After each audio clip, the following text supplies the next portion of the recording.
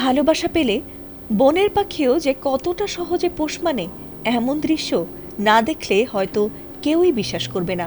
মানুষে মানুষে যেখানে ভালোবাসা ও বিশ্বাস কমে যাচ্ছে, সেখানে একটি বন্য পাখির মানুষের প্রতি এত মায়া ও ভালোবাসা যে পাখিটাকে বনে ছেড়ে দিলেও সে বারবার তার কাছেই ফিরে আসছে। প্রায় ৩ মাস আগে বাড়ির পাশের একটি ভিটায় তালগাছের নিচে বাজ পাখিটাকে কুড়িয়ে পান পটুয়াখালীর সদর উপজেলার বদরপুর দরবার শরীফ এলাকার গাড়ি চালক সোহাগ খান। তখন পাখিটি ছিল আহত ও দুর্বল। পরে তিনি সেটিকে নিজ হাতে সযত্নে লালন পালন করতে শুরু করেন।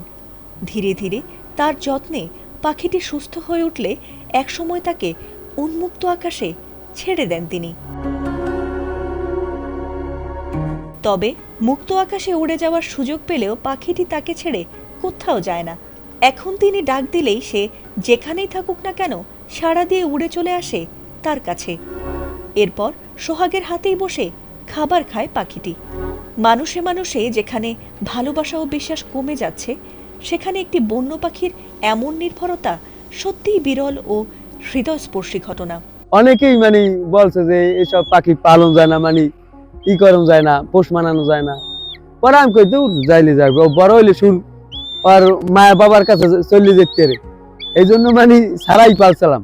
পরে আর ও কোথাও আর যায় না, এই আর কি। পরে এই জন্য আর ভালো লাগতেছে। সকালে ও কিন্তু সারাই থাকে, ও আবার বান্ধা থাকে না, সবসময় উন্মুক্তই খোলা থাকে।